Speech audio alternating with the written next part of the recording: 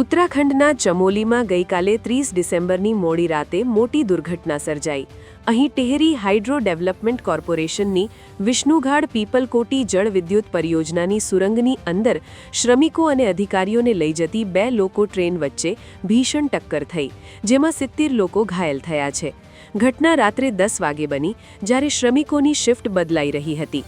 બંને ટ્રેનોમાં લગભગ 108 શ્રમિકો સવાર હતા. પ્રાથમિક તપાસ મુજબ કોઈ ટેકનિકલ ખામીને કારણે એક ટ્રેન પાછળથી બીજી ટ્રેન સાથે અથડાઈ હતી. સુરંગમાં અંધારા વચ્ચે થયેલી આ ટક્કરના કારણે અંદર હાજર શ્રમિકો પોતાને સંભાળી નહોતા શક્યા અને ઘણા ટ્રેનની અંદર જ પડી ગયા હતા. ટક્કર થતાની સાથે જ સુરંગની અંદર અફરાતફરીનો માહોલ સર્જાયો હતો. જાણ થતાં જ વહીવટી તંત્ર દોડતું થયું હતું અને બચાવ કામગીરી શરૂ કરી હતી. ઈજાગ્રસ્તોને ગોપેશ્વર જિલ્લા હોસ્પિટલમાં ખસેડવામાં આવ્યા હતા. હોસ્પિટલના ડોક્ટરોના જણાવ્યા અનુસાર મોટાભાગના શ્રમિકોને સામાન્ય ઈજાઓ થઈ છે. હાલ 42 ઘાયલ શ્રમિકોની સારવાર ગોપેશ્વર જિલ્લા હોસ્પિટલમાં તો 17 શ્રમિકોને પીપલકોટીની હોસ્પિટલમાં દાખલ કરાયા છે.